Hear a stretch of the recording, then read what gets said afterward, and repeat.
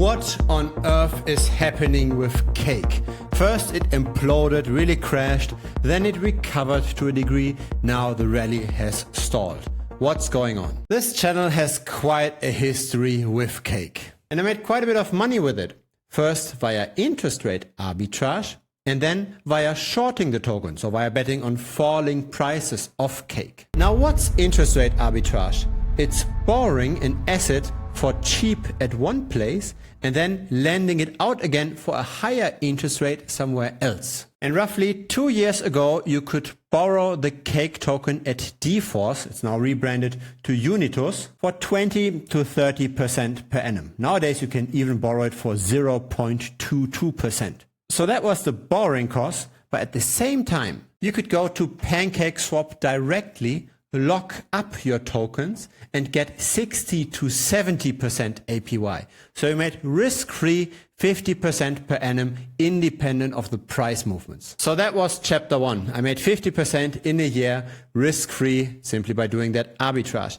Chapter 2 then was to short the token, to bet on falling prices once all of these additional Cake tokens hit the market. Because that's what's happening when you introduce a very lucrative staking program, right? You lock up your tokens, you give a lot more tokens back in the future. And once all those people get those tokens, they're likely going to sell it, depressing the price. This is Cake relative to BNB. In April of this year was the expiry of the 1-year staking program, and Cake underperformed BNB by 58%. And yes, of course, I shared all of this within Premium. The link is down below, by the way. Now, why did we then see this subsequent recovery? And why is this now stalling? The recovery happened because of 3 reasons. And again, we made a public video this time quite a while back. The first is the release of a new feature, the position manager. The second is that the total supply of Cake isn't increasing anymore because Burn and Mint are canceling each other out now. Last but not least, we had Cake being implemented in the perpetual futures of Binance.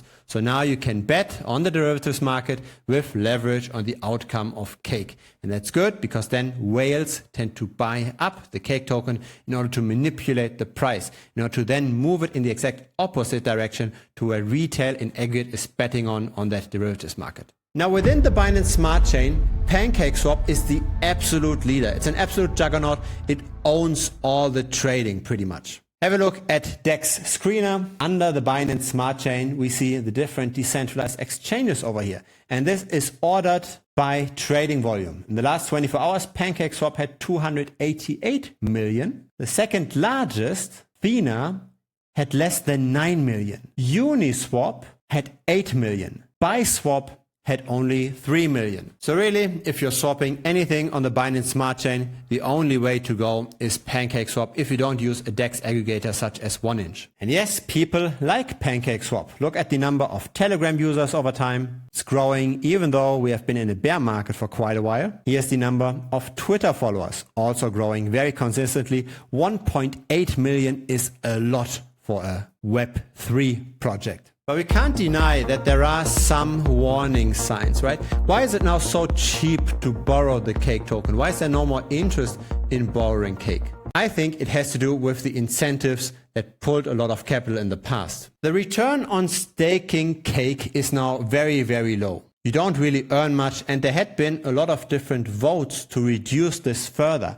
And this then shows in the amount of Cake that's being staked. And that's declining very, very constantly and very, very quickly. There are outflows from the staking protocol. People don't just want to hold the token. Now what's going on here, given that Pancakeswap is still so dominant in the Binance Smart Chain? Maybe it's the Binance Smart Chain itself. Look at the total value locked. It's very much declining. People tend to avoid the Binance Smart Chain now. The BSC had a competitive advantage by lowering the gas fees versus Ethereum. But now there's so many different competitors and so many layer 2 scaling solutions on Ethereum that the Binance Smart Chain with its centralized risk being Binance isn't that attractive anymore. This is the graph measured in US dollars, but even measured in BNB, it doesn't look that much better. The question is, who did most of the purchases here? Was this retail driven or was this whale driven? Have a look at those charts here. This is the number of wallets that hold at least 0.1 tokens. So that's 20 cents worth of the token. So pretty much any holder that doesn't just have residuals from swapping. Then we've got the medium-sized wallets that have at least $200 in it. And then we've got the large wallets that have at least $100,000 worth of the token. The number of medium-sized holders roughly doubled. This point over here in July of last year to today. The number of very large holders also roughly doubled. Very often we can see a difference as in either the whales buying or the normal people buying. In this case, it was a pretty broad purchase by all of the participants. The number of retail people that jumped on this is equal to the number of whales. I don't have a crystal ball either. I don't position myself in any direction with Cake right now, but I hope I could give some information that helps your decision-making process. I'm simply presenting the data and hope to be useful. If you appreciate this, then please give this a like and consider subscribing as well. There's a Telegram channel with exclusive content. Feel free to check it out. It's free. Link is down below.